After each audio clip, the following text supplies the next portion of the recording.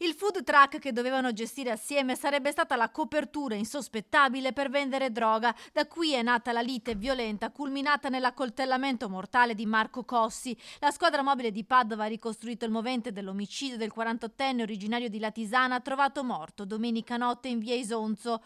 Questa mattina è stato portato in carcere il suo socio Samuele Donadello, 47enne padovano, con cui Cossi domenica sera aveva un appuntamento. L'idea di utilizzare il furgoncino per la vendita di panini come punto di smercio di chetamina, anfetamine e sigarette elettroniche con il principio dei cannabinoidi sarebbe stata di Cossi, da qui la lite, perché invece Donadello non era d'accordo. Questa è la versione dell'indagato per omicidio volontario fatta ai poliziotti martedì mattina, quando si è presentato spontaneamente in questura. Quello che sta emergendo è che poi questa vendita sarebbe dovuta anche servire come copertura per la vendita di sostanze stupefacenti, cannabinoidi o chetamina. Divergenza di vedute, quindi nasce praticamente un corpo a corpo.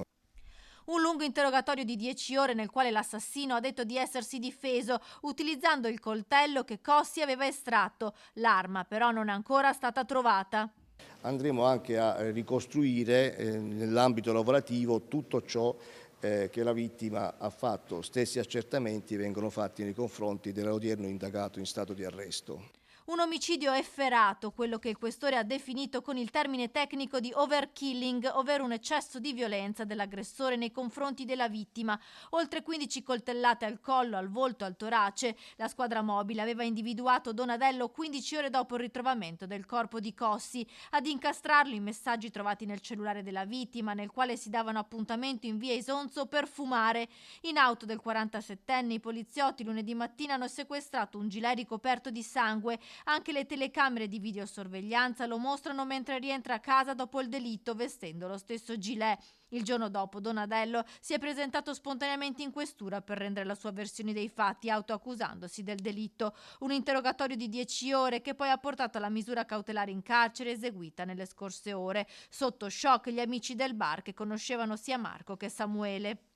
E sentito sono Samuele, ma io gli ho detto no, ma sono Samuele, ma no, questo non è vero. Domenica sera Cossi, dopo aver cenato con la mamma, era uscito di casa alle 20, dopo aver inviato un messaggio a Donadello che lo ha raggiunto in via Isonzo. La lite, iniziata nella macchina della vittima, trovata con le porte aperte e le chiavi ancora inserite. L'arma del delitto ancora non si trova, potrebbe essere finita in una discarica, ma dal tipo di ferite si tratterebbe di un coltello tipo baionetta. Sul corpo della vittima sono stati disposti anche esami tossicologici per capire se avesse assunto sostanza stupefacente.